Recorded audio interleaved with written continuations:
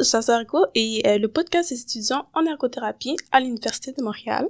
Nous allons discuter avec des cliniciens, des chercheurs, des étudiants et des patients pour découvrir comment l'ergothérapie peut faire une différence dans la vie des gens. Merci.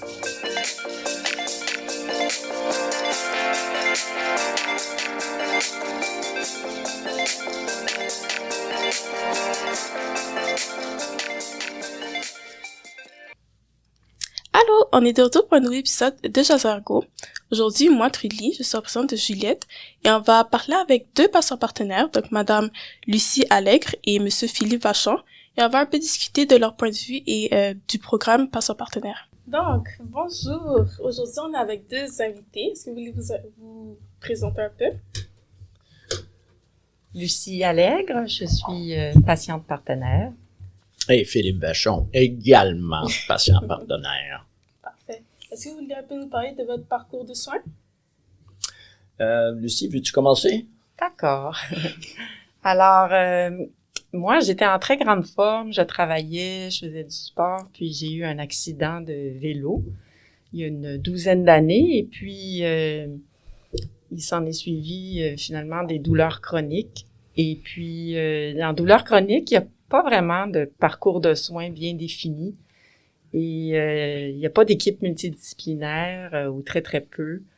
Et donc, j'ai eu beaucoup à chercher des professionnels. Il y avait beaucoup de délais d'attente pour les trouver et avoir des consultations. J'ai essayé plein de trucs avec différents professionnels. Puis c'est moi qu'il fallait qu'il fasse le lien entre chacun des professionnels pour expliquer qu'est-ce qui se passait avec chacun. Et j'avais un sentiment d'être plutôt laissée à moi-même, mais jusqu'à ce que je rencontre une ergothérapeute fantastique. Je vous en parlerai un petit peu plus après. Parfait. Moi, je peux vous parler. Je pense que je vais commencer par parler un peu de mon parcours de vie parce que ça explique aussi les interventions multiples que j'ai eues au fil des années. Je suis avocat de formation. Ça fait 43 ans que je suis avocat. J'ai passé ma vie entière à travailler dans un très grand cabinet d'avocats. J'étais associé, puis je siégeais au conseil de direction. J'étais très occupé. Je siégeais aussi au conseil de discipline du barreau du Québec. Je siégeais aussi... j'enseignais à l'école du barreau du Québec. En plus, je faisais tout ça en même temps, puis ça faisait beaucoup. Et puis en 1982, j'ai eu des symptômes de sensibilité complètement disparue dans mon membre inférieur gauche.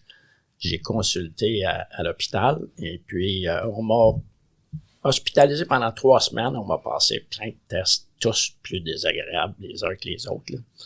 Puis on n'a jamais trouvé c'était quoi. On m'a dit « Ah, c'est viral ». 10 ans plus tard, la même chose de l'autre côté, cette fois-ci. Perte de sensibilité côté droit, mais identique, là. Et puis, je suis réhospitalisé à nouveau. Et puis, à ce moment-là, au bout de 3 semaines, le médecin spécialiste neurologue qui était en charge est rentré dans ma chambre. C'était à l'époque, il faut se replacer, là. On avait des chambres à 4 patients, là. Okay? Et il n'y avait rien pour séparer les patients, à part un petit rideau. Hein. Alors, le médecin est rentré dans ma chambre, et puis il est rentré avec son troupeau d'étudiants, parce qu'il y a toujours ses étudiants qui le suivent. Et puis, il a commencé à poser des questions aux étudiants devant moi. Alors, moi, j'étais dans mon lit, j'étais bien étendu, bien couché. Il posait des questions aux étudiants. Alors, on a eu tel résultat de test pour M. Vachon. Toi, Julie, qu'est-ce que tu penses que M. Vachon peut avoir? Quel est le diagnostic selon toi? Alors, il a commencé à questionner les étudiants un par un comme ça. Et puis moi, je suis là, puis j'écoute. Je suis juste un observateur. Hein. Il me parle pas à moi, là, le médecin. Il parle à ses étudiants. Et puis, donc, moi, j'observe la scène. Et puis, finalement, il dit, « Ah, ben voilà, le diagnostic, c'est un cancer de la moelle épinière. Okay? Ben, j'apprends comme ça que j'ai le cancer de la moelle épinière. » Et puis là, le médecin, il quitte avec son troupeau pour poursuivre sa tournée parce qu'il faisait juste la tournée de ses patients. Puis il me laisse comme ça dans mon lit. Puis avec ce diagnostic-là, mais il me dit absolument pas qu'est-ce qui va m'arriver, la suite, les traitements, tout. Et là, il faut que j'appelle ma femme à la maison. On a 2 petits-enfants, 6 mois et 2 ans. Puis là, il faut que je lui annonce que j'ai le cancer de la moelle épinière. C'est super cool. Alors, elle est partie à pleurer. Je suis parti à pleurer. Après l'appel avec ma femme, il a fallu que je prenne le téléphone pour appeler mes parents, pour annoncer à mes parents que j'avais le cancer de la moelle épinière. Et puis, rebelote. Alors, c'était un autre appel téléphonique très agréable. Et le lendemain matin, le médecin en question, il est revenu dans ma chambre. Et puis, il dit, monsieur Vachon, cette fois-ci, il ferme le rideau, là, alentour de moi, là. Et puis, il dit, monsieur Vachon, il est venu juste à côté de moi, là, ce fois-là. Il dit, monsieur Vachon, je me suis trompé de diagnostic hier. Oh, mon Dieu. Je suis vraiment désolé. Vous avez pas le cancer de la moelle épinière. Je me suis trompé de patient. Vous, ce que vous avez, c'est la sclérose en plaques. Alors là, c'est comme ça que j'apprends que j'ai la sclérose en plaques. Là, il faut que je reprenne le téléphone. Faut que j'appelle ma femme pour lui dire, non, excuse, Cyril, c'est pas ça, la sclérose en plaques, c'est pas ça. Puis il faut que j'appelle mes parents pour leur dire, c'est la sclérose en plaques. Mais pour moi, la sclérose en plaques, là, c'était un diagnostic qui était aussi pire parce que, on avait un de nos amis que mes parents connaissaient très bien aussi, qui avait la sclérose en plaques qui était paralysé de la tête aux pieds. Alors, moi, quand j'ai reçu ce diagnostic-là, puis ma femme, on l'a reçu très mal, le diagnostic, parce que tout de suite, on s'est imaginé que j'allais être totalement paralysé, là, puis lui, il fallait qu'il utilise le lève-personne, puis là, changer de bord dans le lit la nuit, puis tout ça. Alors, c'était vraiment...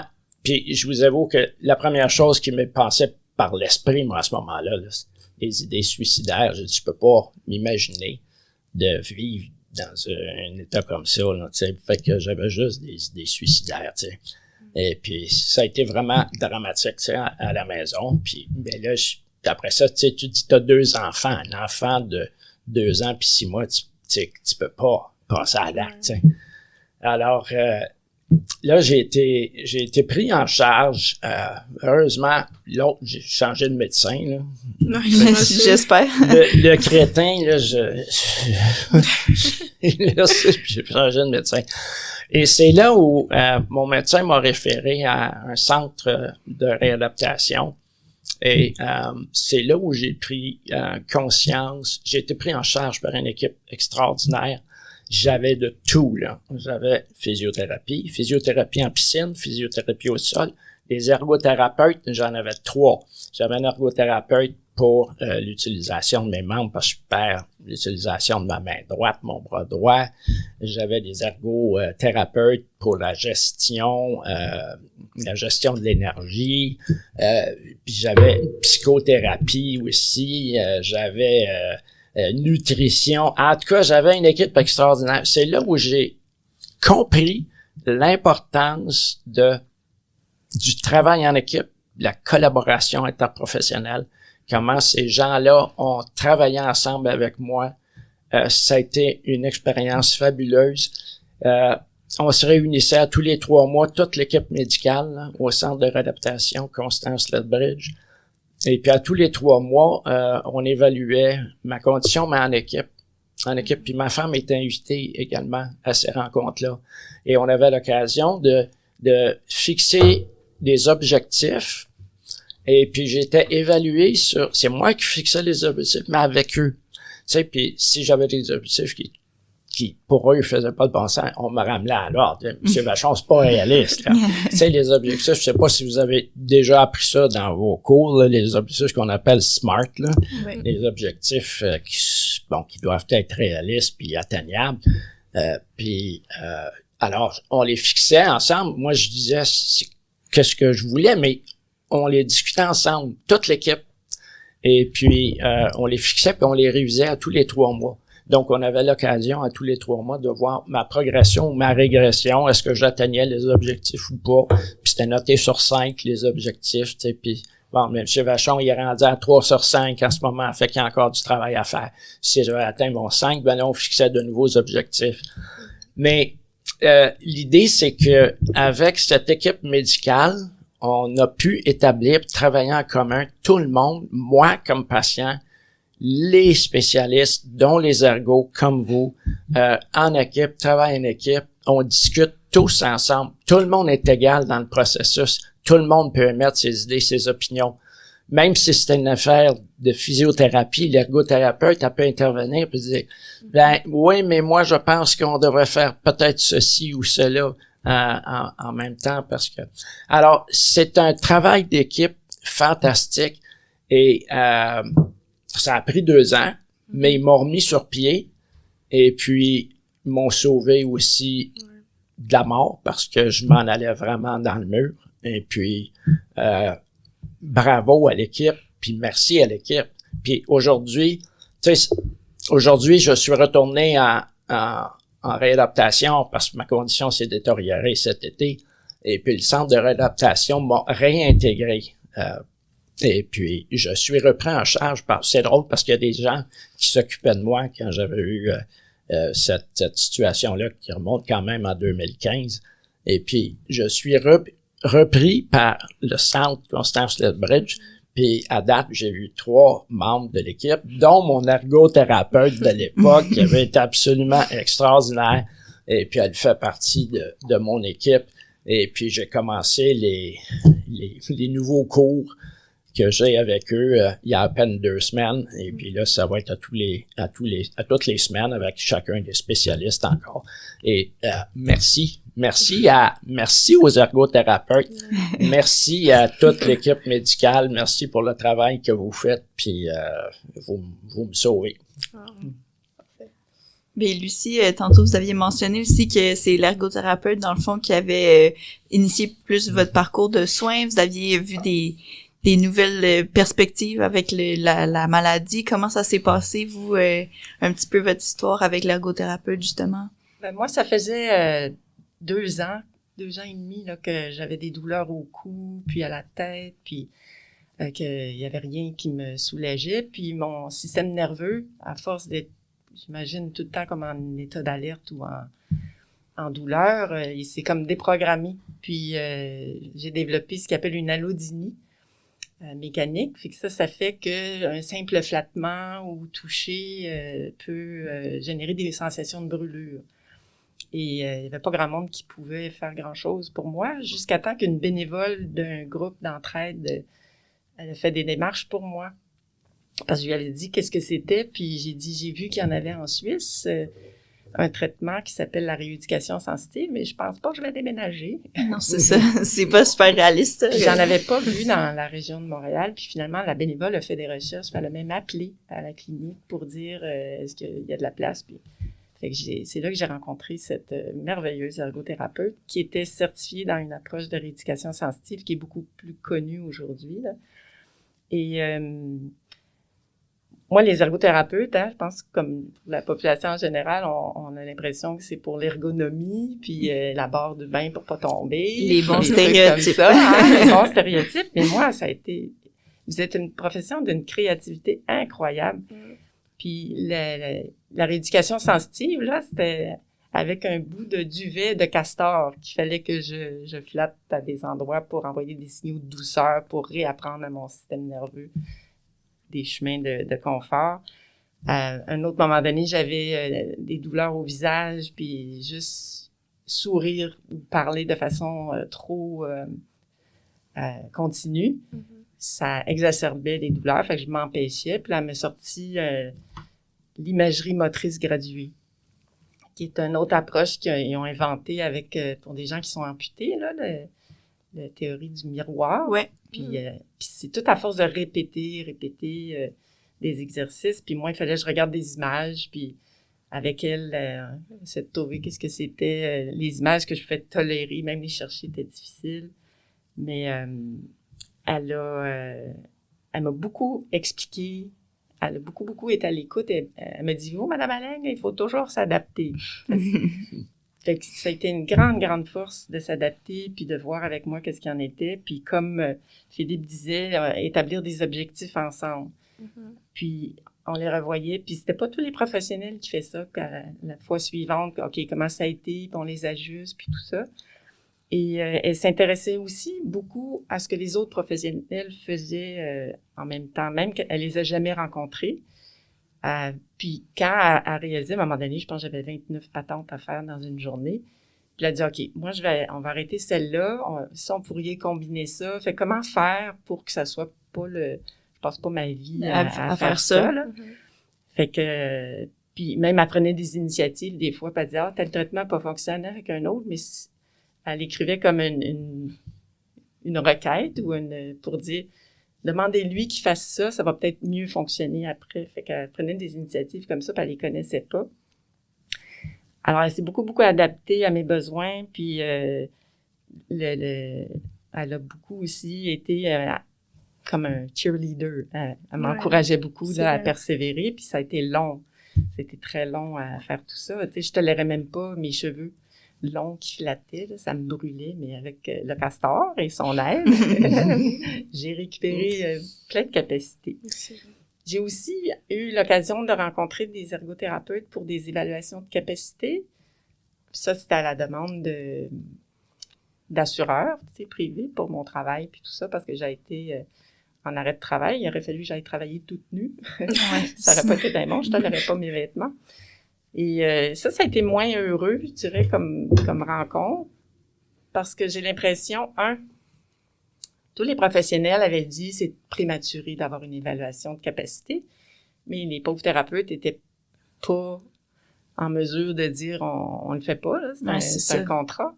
Et puis, comme la douleur, c'est vraiment invisible, puis c'est beaucoup basé sur ce que le patient va dire, en tout cas, ça a fait en sorte que mes capacités ont été dépassées. Et puis, j'ai même régressé là, suite à ça. Mais c'est pas grave avec mon ergo. Elle me disait, Madame Alec, vous avez réussi une fois, vous allez être capable. Alors, elle m'encourageait toujours à persévérer. À poursuivre, c'est bon, ça. Parfait. Moi, j'avais une question parce que, comme vous savez, moi, je suis en première année. Il y a beaucoup de choses qui sont nouveaux et je sais qu'il y a aussi plusieurs écouteurs aussi. Est-ce que vous pourriez nous expliquer, en gros, c'est quoi le partenariat patient? Quels sont les avantages et qu'est-ce que vous faites? Le partenariat patient, c'est une approche des professionnels avec le patient. Puis ça s'appuie beaucoup sur le fait que le patient a de l'expertise. Hein? On appelle ça des savoirs expérientiels. Et cette expertise-là, c'est parce qu'on vit 365 jours, 24 heures par jour avec la maladie, ses contraintes, puis tout ce qui va avec. Et que notre expertise, elle est complémentaire à celle des professionnels. Vous avez une expertise spécifique à chacune de vos professions. Puis moi, je sais ce qu'est la vie avec cette maladie-là. Et dans le partenariat patient, quand on fait un plan d'intervention, comme Philippe disait, c'est en équipe. Puis des fois, l'équipe n'est pas tout autour de la même table, mais il y a quand même moyen de faire du partenariat à ce moment-là. Puis on essaie d'ancrer ça sur un projet de vie. C'est quoi mon intérêt? C'est quoi mon projet? Qu'est-ce que j'aimerais faire? Plutôt que juste faire des exercices pour faire des exercices. Et puis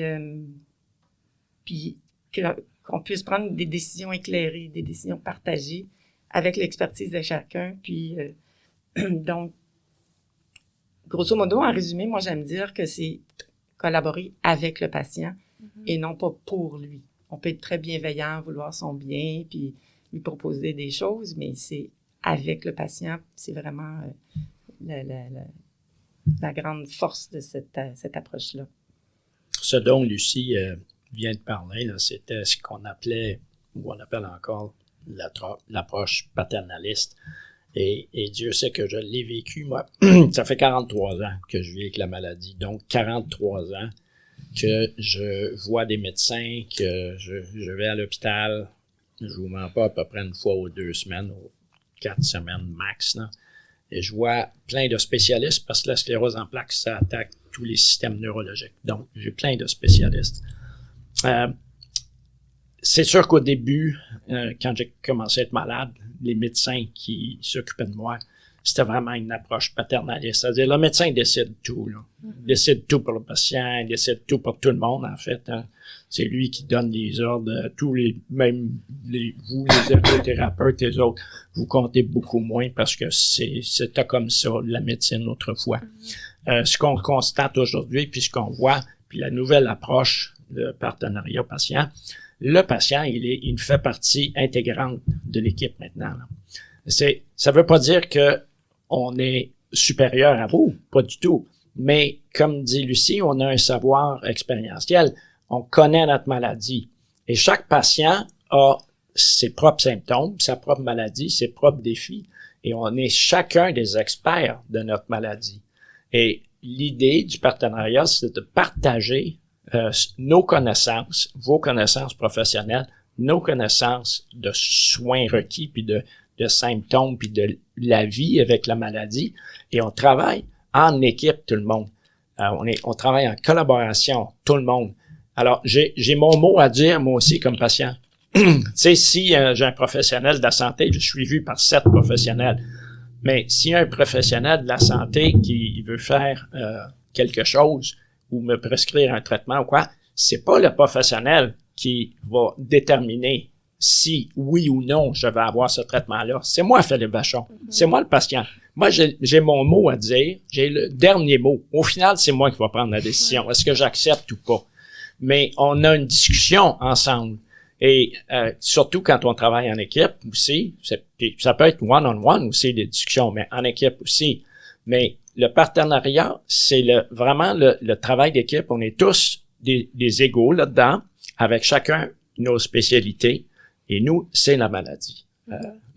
Puis de partager ce qu'on vit et nos expériences avec vous, mais ça va améliorer aussi vos connaissances puis les soins que vous allez nous prescrire, les traitements que vous allez nous prescrire. Mais oui, c'est bien sûr. Puis allez-y, je vais dire poser mon autre question après. L'OMS dit que la moitié des patients n'adhèrent pas à leur plan de traitement. Puis une des façons, puis un grand enjeu, c'est que la population vieillit, puis il y a de plus en plus de personnes avec des maladies chroniques. Fait que quand le plan est construit avec le patient, que son opinion, son expertise est pris en considération, il y a beaucoup plus de chances qu'il va adhérer. Puis en partageant, en faisant l'éducation thérapeutique, en partageant les connaissances, on est des propres acteurs de nos soins. On n'est pas des soignés, on se soigne nous-mêmes, hein. Fait qu'on développe l'autonomie. Fait qu'idéalement, plus qu'on a d'autonomie, moins on a besoin d'aller engorger le réseau. Fait que c'est très gagnant, là. Moi, je suis presque 100% autonome dans mes soins maintenant, là, grâce à tout ce que j'ai appris. Mais c'est merveilleux, parcours. Ça, justement, toutes les connaissances que vous avez appris et tout, là, ça change une vie quand même, là. Puis, malheureusement, est-ce que vous voyez encore des gens qui sont plus avec une approche plus paternaliste qui vous impliquent pas vraiment dans les soins? Est-ce que ça arrive encore des fois? C'est très malheureux et tu sais, ça fait quand même maintenant 10 ans que moi, je forme, j'enseigne à l'Université de Montréal dans le partenariat patient. Et ce programme-là existe à peu près depuis une douzaine d'années. Mais ce que je constate aussi, c'est que c'est uniquement à l'Université de Montréal qu'on offre ce programme-là. À l'Université de Montréal, c'est vraiment ça. Et moi, mes expériences, là, à date, je le vois sur le terrain. Comme je vous l'ai dit, je suis à l'hôpital régulièrement, là, vraiment souvent, dans toutes les spécialités, là. Et je le vois sur le terrain, je vois la différence. Les jeunes, ceux qui sont dans le programme de l'Université de Montréal, les 13 professions, là, ce sont des gens qui comprennent qu'est-ce que c'est le partenariat patient et qui sont vraiment impliqués dans ce programme-là et qui adhèrent au programme et qui en mangent, ils en veulent. Ils réalisent les avantages, pas juste pour le patient, pour eux aussi, pour vous, c'est bon pour vous aussi. Tous les spécialistes, vous en retirez des bénéfices. C'est vos soins, vos traitements qui vont s'améliorer avec ça. Et ça, je le vois sur le terrain. Et on peut voir tout de suite la différence. C'est quand je les appelle les vieux croutons, là. Quand t'as un vieux crouton qui rentre dans ton plan de soins, là, puis tu le vois qu'il n'y a pas du tout l'approche partenaire. Puis ça, c'est complètement différent.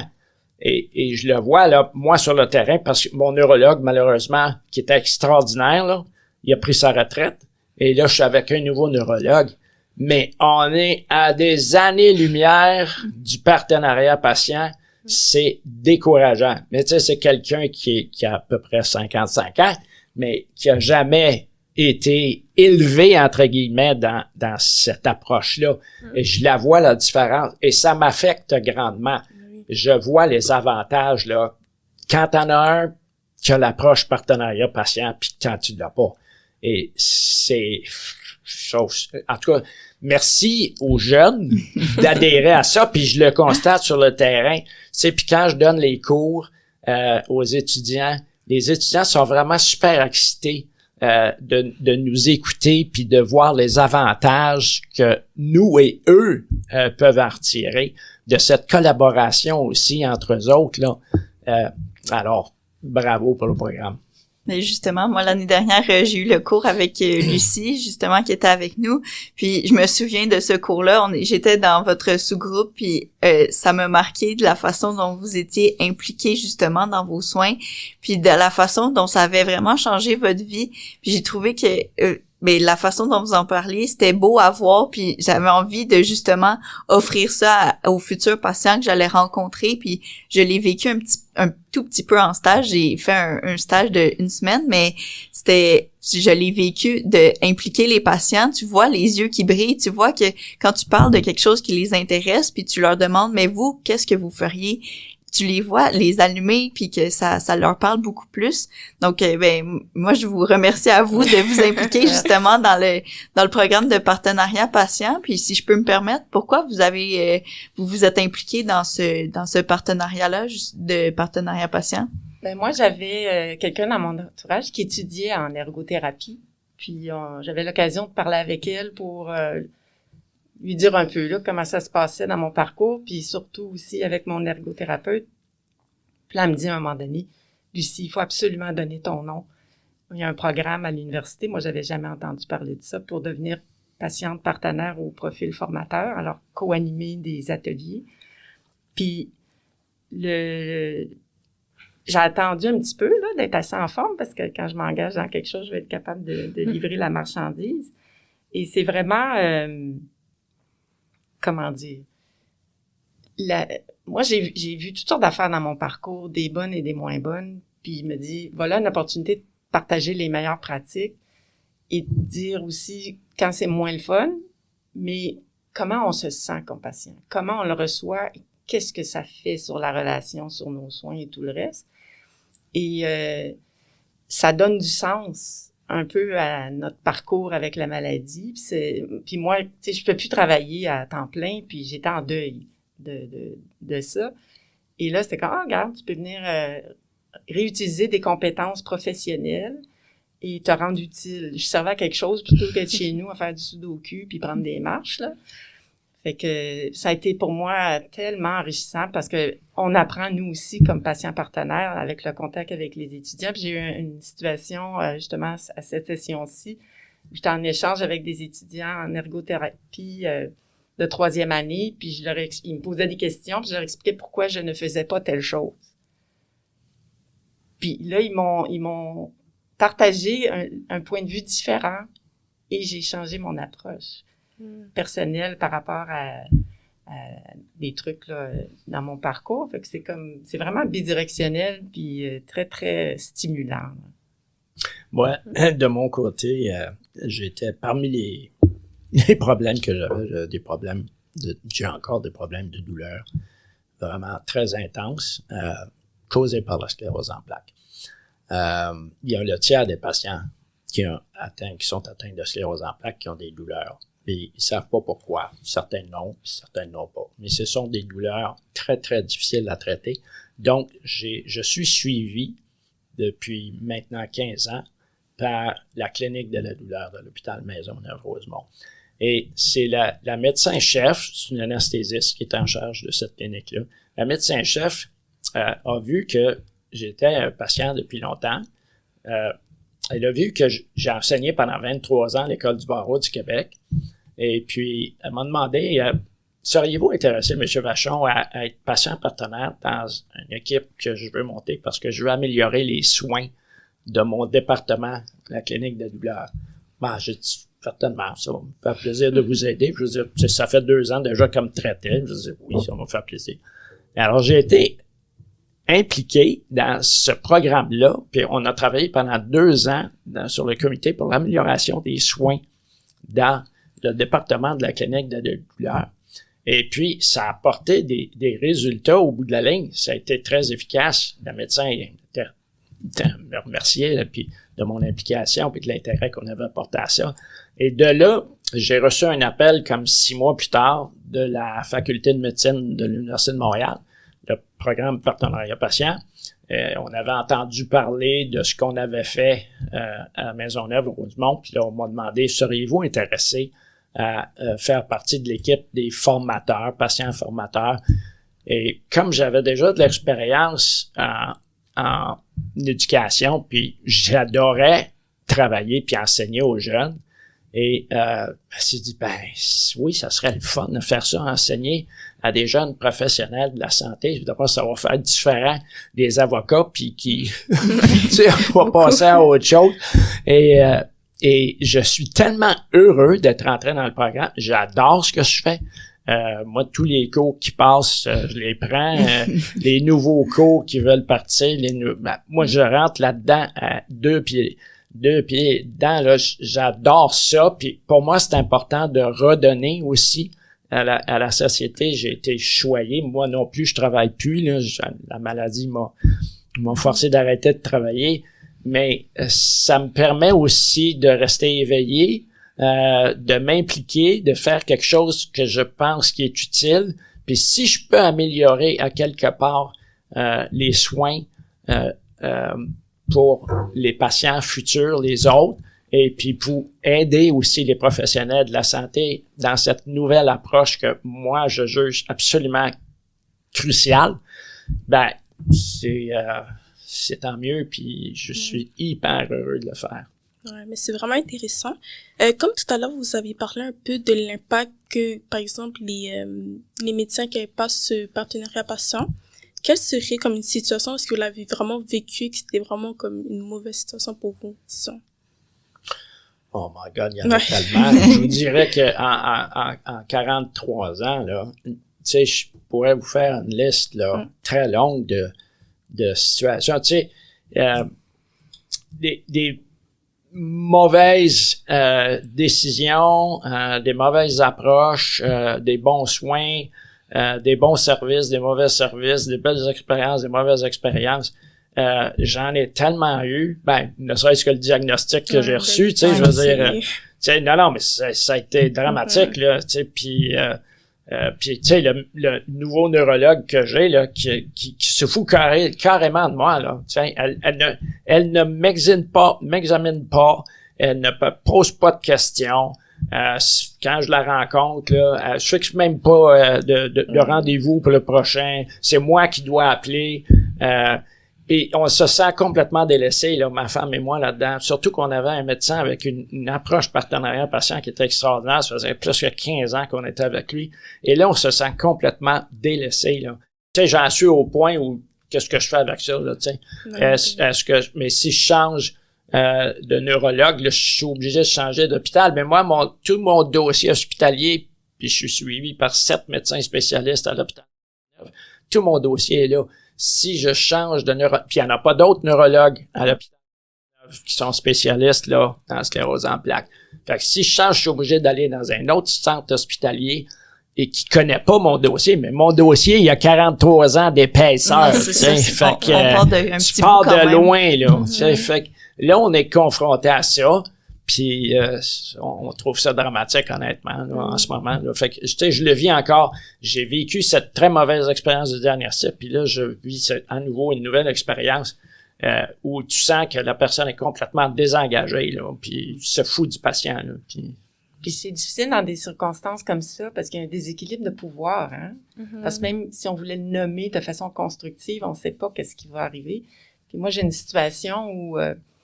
moi, j'ai une grande sensibilité aux médicaments, puis j'ai des vertiges perpétuels, mais quand même, j'ai fait de la rééducation vestibulaire, fait que ça s'est beaucoup amélioré.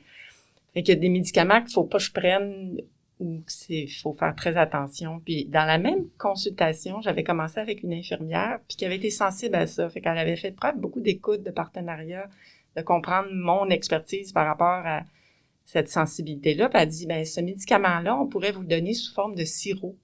Vous pouvez le doser, tu sais, goutte à goutte, pour voir jusqu'à quel point vous le tolérez. Puis elle a fait cette recommandation au médecin prescripteur. Puis lui, il me dit, elle était plus là, il me dit, ben non, moi, je prescris ça à des patients de 80 ans, il n'y en a pas de problème. J'ai marché avec des bâtons pendant une semaine. Mais, ce qu'il faut dire, c'est que ce médecin-là, je le connaissais et j'avais déjà eu des consultations où c'était très, très collaborateur. Puis, il reconnaissait certaines de mes expériences, puis il me demandait, pouvez-vous m'envoyer de l'information là-dessus? Fait que on était en partenariat. Et la raison pourquoi j'ai dit ça, c'est qu'on n'est pas à l'abri. Vous n'êtes jamais à l'abri d'une situation dans votre vie personnelle où ça fait 22 personnes que vous voyez, puis il y a quelque chose qui fait que vous n'êtes pas patiente et ça va sortir tout croche. Et c'est presque normal. Puis je l'ai vécu avec un autre professionnel fantastique, puis qu'à un moment donné, il m'a sorti la pire affaire que j'avais, en tout cas, que j'ai entendue dans mon parcours. Mais parce que j'étais en partenariat avec lui, je me suis dit non, il y a quelque chose d'autre qui se passe. Puis j'étais plus capable de dire c'est temporaire, c'est pas lui normalement. Fait que ça aide beaucoup aussi quand on est capable de développer ce partenariat-là. On est capable aussi de faire la part des choses puis de dire ben c'est des humains aussi. Vous m'avez dit que il y avait des gens qui avaient reconnu votre expérience, puis vous aussi, vous avez partagé votre expérience avec eux. Puis, est-ce que des fois, c'est difficile de partager de l'expérience? Est-ce que le climat, des fois, le vocabulaire que la personne utilise, les phrases, les mots, des fois, ça peut être assez confrontant. On utilise un jargon quand même dans le milieu de la santé, puis des fois, ça peut être assez confrontant. Est-ce que ça facilite, ça rend plus difficile l'expérience? Ben, des fois, moi, j'ai l'impression que je vois l'algorithme des questions. Tu sais, que vous avez des choses précises à vérifier, puis quand on n'est pas dans cette séquence-là, ça rentre moins bien. Puis, par rapport au vocabulaire ou, tu sais, les freins, il y a beaucoup comment l'accueil est fait, qui va faire que, OK, est-ce que je me sens en confiance est-ce que je vais avoir le temps? Est-ce que je vais... On est beaucoup en jauger, hein? C'est quoi l'ouverture qu'on a? Puis ça m'est arrivé des fois que, tu sais, j'avais une recommandation pour aller voir un autre professionnel, puis on m'accueillait en me disant « Qu'est-ce que vous faites ici? » Là, ça commence... Ça commence mal. Très mal. Et l'opposé, j'ai eu « Vous avez tellement bien fait de venir. » Puis nous, comme patients, on sait le réseau est surchargé, puis on veut pas aller pour rien. Puis des fois, on attend trop longtemps même. Fait que quand on se fait accueillir à « vous avez bien fait de venir », là, c'est comme « OK, là, il y a une ouverture, puis je vais m'essayer hein, de parler d'un truc. » Et le contraire, je me ferme comme une huître, puis j'essaie de survivre cette rencontre-là. Ouais. De sortir moins maganée que quand je suis arrivée. Ça fait que ça, c'est moins le fun. Pour moi, dans le partenariat patient, mais dans votre pratique, tous les professionnels, pour moi, il y a deux choses qui sont absolument cruciales dans votre parcours avec les patients. C'est l'écoute puis la communication. Il faut être à l'écoute de ce que dit notre patient, des besoins de notre client. Il faut communiquer. Communiquer, ça veut dire communiquer dans un langage qu'il va comprendre aussi, là. Mais si t'as pas l'écoute puis t'as pas la communication, c'est là où ça va déraper. Tu sais, puis je donne un autre exemple, tu sais, que je parlais des bonnes et des moins bonnes expériences. J'en ai eu tellement, mais tu sais, le premier neurologue, là, le suivant, quand il nous recevait, ma femme et moi, puis là, j'ai mon nouveau diagnostic de sclérose en plaques, là, tu sais, fait, mais tu sais pas qu'est-ce que c'est encore la sclérose en plaques. T'as juste un symptôme de perte de sensibilité pour le moment. Tu sais pas qu'est-ce qui s'en vient. Mais tu sais que t'as ton ami qui est totalement paralysé, puis ça nous hante l'esprit. Mais c'est sûr que ma femme et moi, on avait 10 000 questions, là. Mais à chaque fois qu'on avait l'odieux de poser une question au médecin, sa réaction, c'était la suivante.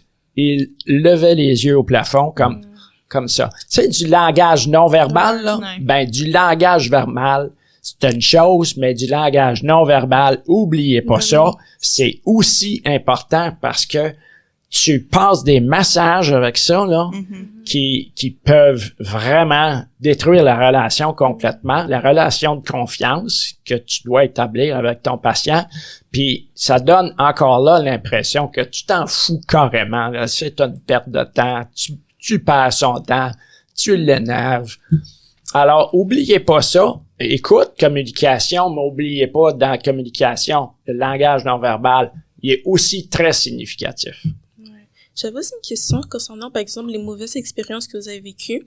Est-ce que vous avez une sorte de comme soutien émotionnel, mental, par exemple avec votre ergothérapeute, ou vous êtes vraiment laissé seul dans cela? Mon ergothérapeute, tu sais, même au niveau de santé mentale, moi, je savais même pas que vous aviez de la formation puis nous accompagner. Puis, elle m'aidait tellement parce que elle, tu sais, je disais, elle me demandait qu'est-ce que les autres faisaient puis tout ça. Puis si des fois, je lui disais, là, j'ai pas trop compris pourquoi il a dit ça ou pourquoi ce professionnel-là a fait telle chose. Puis elle essayait, elle portait jamais de jugement. Parce qu'il y a d'autres professionnels qui allaient dire, ben, je sais pas pourquoi il fait ça, là. Fait que là, moi, je perds confiance en l'autre, mais aussi en cette personne-là qui me dit ça. Mais elle, c'était plutôt d'essayer de se mettre dans la perspective de ce professionnel-là pour dire, ah, c'est peut-être pour ça. Puis des fois, elle m'aidait même à préparer une question pour une autre fois pour y arriver. Puis elle accueillait beaucoup mes émotions, les bonnes, puis les difficiles. Puis elle m'aidait à normaliser pour dire, ben c'est normal que vous sentiez comme ça, puis de le vivre comme ça, puis de voir comment j'étais justement entourée, puis de me donner des outils là s'il y avait un besoin. Moi, ce que j'ai vécu au centre Constance Lethbridge en 2015 pendant 2 ans, et ce que je vis à nouveau, là, parce qu'ils m'ont repris, comme je l'ai mentionné au début, je suis à nouveau réintégré dans le programme et j'ai à nouveau des services en physio, en ergothérapie, en psychothérapie. Et déjà, je peux vous dire que les expériences que j'ai avec chacun des professionnels sont tous très, très ouverts à écouter ce qu'on a à dire, même au niveau des services qu'on reçoit au centre, puis si on a du questionnement, ils sont à l'écoute. Puis oui, il y a du soutien. Tu sais, tu parles de, est-ce que vous avez du soutien de la part de l'équipe? Oui. Tu sais, comme avec mon ergothérapeute, puis j'ai un ergothérapeute privé aussi, parce que je dois adapter mon domicile pour mon fauteuil roulant. Alors, j'ai un ergo privé, puis j'ai l'ergo au centre Constance Lethbridge. Ben, avec ces 2 ergos-là, moi, je peux avoir des discussions franches, honnêtes, ouvertes. La communication est établie. Ce qui est important, c'est la confiance. La confiance est là. Et puis, on peut étaler nos états d'âme avec ces professionnels-là.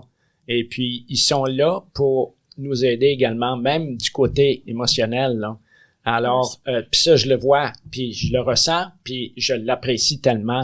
Alors, je peux partager aussi mes expériences, mes émotions avec mes autres professionnels, pas juste le médecin, pas juste la physio, ça va être l'ergo aussi.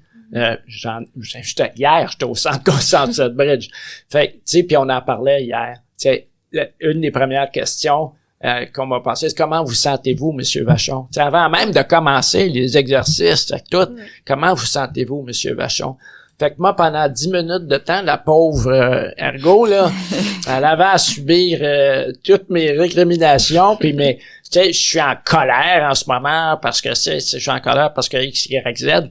Fait que, mais ça me permet de sortir le méchant d'un bord. J'ai pas encore ma psycho, là. Je vois ma psychothérapeute en janvier, là, qui est la même psychothérapeute qui m'avait vu en 2015. Je suis heureux de la voir, mais déjà, j'ai pu commencer à évacuer hier, tu sais, pas plus tard que hier. Tu sais, mais j'ai pu sortir ça, puis je sentais l'écoute, puis je sentais que il y avait un soutien de mon professionnel. Puis ça, déjà, en partant, tu sais, je suis sorti de la réunion hier, tu sais, puis j'étais là à ma femme, je me sens tellement content, heureux d'être revenu ici, là. Wow! Peut-être ajouter le défi en douleur chronique, si on se retrouve pas dans un centre comme une clinique de la douleur. Tout est au privé. Fait que psychologue, ergo, physio, etc. Fait que c'est très, très pas évident. Moi, je suis chanceuse, là. J'avais un coussin, puis je pouvais passer à travers ça, mais je sais pas comment d'autres font, là. Puis il y a des groupes d'entraide, fait que ça aide beaucoup. Parfait. J'avais une question aussi d'ordre plus général peut-être, parce que comme je vous ai dit, je suis encore nouvelle. Moi, c'est ma première expérience. J'ai vu le projet de vie. En fait, c'est quoi un projet de vie? Comment est-ce que vous le décrirez? Pour moi, le projet de vie, regarde, le projet de vie, là, c'est pas comme les projets de vie comme au sens. C'est ça. Ça, je me disais aussi. Tu sais, comme toi, ton projet de vie, c'est peut-être m'acheter un voilier puis partir pendant 2 ans ou le restant de ma vie, ou me construire une maison, puis ça va être ma maison construite à mon goût. C'est pas ça. Ce qu'on entend par projet de vie, c'est le projet de vie du patient. C'est spécifique au patient. Okay. On va me dire, moi, mon projet de vie, à moi, il est tout simple. Mon seul projet de vie à moi, puis c'est ça mon objectif, on vise tout le monde, là, toute l'équipe médicale, on vise à atteindre ce projet de vie-là. Mon seul projet de vie, là, c'est niaiseux, vous allez trouver ça bien niaiseux, c'est de ne pas rentrer en CHSLD. C'est ça mon projet de vie, OK? Alors là, on adapte mon domicile. J'ai une ergo privée qui est spécialiste en adaptation de domicile personnes handicapées. J'ai mon service d'ergothérapie au Centre Constance Lethbridge et tout le monde puis mes physiothérapeutes, puis tout le monde travaille vers cet objectif-là, mon projet de vie. Il faut que je sois autonome. C'est clair, ma femme et moi, là, ça fait 43 ans qu'on est ensemble, soit dit en passant. Quand même. Il y en a pas beaucoup. Il y en a pas beaucoup. C'est pas mal rare. Donc, on est déterminé que, tu sais, Philippe Vachon, là, il veut finir ses jours à la maison.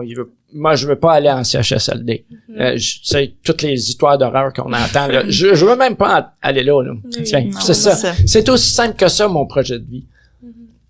Ouais. Puis moi, je dirais, Philippe, c'est bravo, ultra bravo, parce que c'est rare des relations de couple aussi qui perdurent. Mais c'est encore plus rare quand la maladie chronique s'invite. Ah, mon Dieu, oui. Fait que c'est exceptionnel. Et puis, tu sais, le projet de vie, c'est quelque chose c'est comme une motivation. C'est quelque chose qui nous oriente, là, dans notre parcours. Puis, ça peut évoluer dans le temps. Tu sais, moi, au début, mon projet de vie, c'était d'être capable d'aller voir des gens puis de socialiser, mais je portais mes vêtements à l'envers. Fait que c'était pas bien cool, là. Puis, pour pas avoir les coutures. Les coutures, hein, tu te souviens? Oui, je me souviens. Ça marque, hein? Ben, moi, en tout cas, ça marquait. Puis, fait qu'avec l'ergo, c'est ça, OK, on va essayer de trouver un moyen pour améliorer votre garde-robe puis que vous puissiez être plus à l'aise. J'en voyais des gens pareils, mais c'était pas super à l'aise, là. Puis, tu sais, à un autre moment donné, j'avais de la misère à être debout de façon... tu sais, même quelques minutes ou de marcher, puis je suis arrivée à ma consultation, puis j'ai dit, je t'en maudis, je peux même pas aller à la crèmerie. Parce qu'il faut que j'attende en ligne, puis ça fait trop mal, puis je me couche dans mon auto, puis là, j'ai mal quand je suis couchée, puis... Fait que là, j'étais frustrée, fait qu'elle dit, qu'est-ce que vous penseriez si votre projet de vie, c'était aller à la crèmerie? Puis moi, j'aime ça, la crèmerie. Fait que notre plan qu'on a construit ensemble, tu sais, les exercices, c'était en vue de je vais pouvoir éventuellement être confortable pour aller à la crèmerie, puis après ça, à d'autres choses. Fait que c'était une motivation. Plutôt que de me dire, ben, vous allez faire tel exercice 4 fois par jour, 3 jours par semaine. Tu sais, on va se tanner, puis c'est là qu'on n'adhère plus. Tandis que là, c'est comme, il y a un cornet au bout. C'est la petite motivation. Ouais, fait que là, après ça, tu sais, t'as le cornet, puis ton projet, ben, tu peux voir un peu plus grand, puis OK, on ajuste. Fait que c'est vraiment, c'est très motivant. Puis je dirais, c'est beaucoup présenté comme le projet de vie du patient. Mais quand il y a une maladie chronique ou une maladie dégénérative, il n'y a pas souvent des raisons de célébrer, hein, des victoires. Et j'ai eu une situation où c'est motivant aussi pour le professionnel quand on réussit. Ouais, Puis une fois, j'ai franchi une étape avec mon cache-tard, tu sais, puis que les vêtements, ça va mieux. Puis moi, je voyais que parce qu'elle mesurait, puis que ça s'en venait qu'elle allait me dire, on passe à une autre étape. Puis j'apportais un cupcake avec des chandelles. Tu sais, parce qu'elle a dit, bravo, puis on va passer à l'autre étape. T'as 2 minutes, là, ça fait longtemps qu'on fait ça. J'ai dit, puis je sors mon cupcake. Elle courait dans la clinique. Ben, je comprends. Ah, oui. Elle cherchait du feu. Elle a réussi. Moi, je pleurais de joie dans le fait que elle aussi, elle a participé à ça. Fait que c'est, malgré que c'était des situations très difficiles, ben, c'est comme, hey, on célèbre ça ensemble. Fait que, t'as bon cupcake. Aussi bon que la crème glacée. Non. Puis si je peux me permettre, je pense qu'on va faire un petit mot de la fin, là, si on a quand même parlé pendant presque 1 heure, mais avez-vous un message à passer peut-être aux professionnels de la santé ou un élément que vous aimeriez que les auditeurs qui vont nous écouter retiennent après avoir écouté ce podcast-là? Écoute et communication. C'est le message que je veux que les professionnels retiennent. Travailler avec le patient. Le patient fait partie intégrante de l'équipe. Et vous êtes accompagné, vous aussi, de d'autres professionnels. Travailler en collaboration avec vos collègues. Travailler aussi avec le patient. C'est non seulement bon pour le patient, c'est bon pour vous aussi. Moi, je dirais que on peut créer des opportunités pour aller chercher l'expertise du patient. Que ça soit dans une courte ou une plus longue consultation. Puis des fois, c'est juste en énumérant des options ou en questionnant qu'est-ce que vous en pensez. Où là, ça donne une ouverture pour dire avec mon expérience. Fait que c'est le partenariat patient, c'est pas on pose des questions et on y répond. C'est un dialogue, c'est une conversation. Fait que il faut mettre la place. Puis, comme on disait, il y a toutes sortes de façons verbales, non verbales, de faire en sorte que le patient va être à l'aise de s'ouvrir et de participer. Puis, des fois, il faut aller le chercher davantage. Fait que, mais tout le monde en ressort gagnant. Wow. Souvent, il faut aller chercher le patient parce que là, vous êtes chanceuses tous les deux. Là, vous avez 2 patients qui communiquent. Mais il y a apparemment beaucoup de patients qui sont très fermés. Puis, il faut aller chercher l'information. Il faut le mettre en confiance. Puis, aller chercher son savoir expérientiel pour vous guider, pour vous aider. Mais c'est pas tous les patients qui sont ouverts ou bons en communication. Il y a du travail à faire. OK. Parfait. Donc, moi, je veux aussi vous remercier d'être là ici avec nous aujourd'hui. Comme vous avez dit, c'est vraiment important, cette communication. Et je trouve ça important. Je vous remercie. Ça fait Merci plaisir. beaucoup. Ça a été un grand plaisir d'être avec vous. Parfait. Merci. Merci.